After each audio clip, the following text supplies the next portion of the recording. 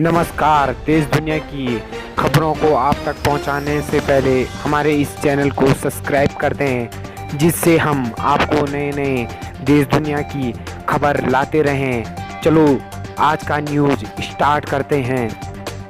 सीमा पर चीन का भारी जमावड़ा, 100 टेंट बनाए, लगाई मशीनें, भारत सेना ने भी सैनिक बढ़ाए।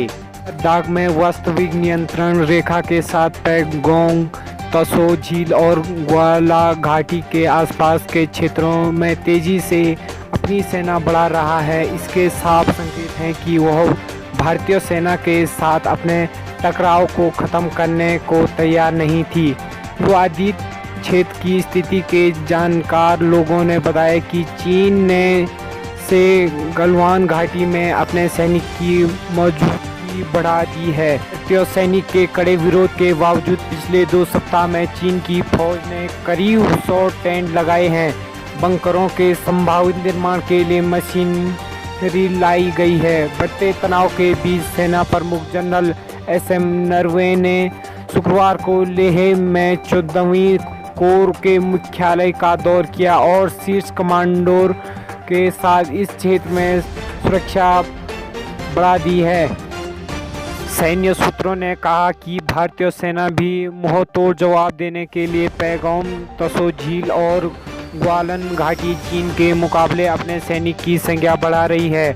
उल्लेखनीय है, गत 5 मई की शाम लगभग 250 चीनी लोग भारतीय सैनिक के बीच मारपीट के बाद पूर्वी लद्दाख के इस हिस्से में स्थित बिगड़ गई। इस घटना में दोनों पक्षों के 100 जवान घायल हुए थे। त्सो में हुई घटना के बाद 9 मई को उत्तरी सिक्किम में नाकुला पास में भी इसी तरह की घटना हुई थी। पिछले एक हफ्ते में पूर्वी लद्दाख क्षेत्र में चीनी सैनिक द्वारा कई हमले की खबर थी, हालांकि इसकी कोई आधिकारिक पुष्टि नहीं हो सकी। पिछले एक सप्ताह में दोनों पक्षों के स्थानीय कमांडो ने कम से कम 5 बैठक की।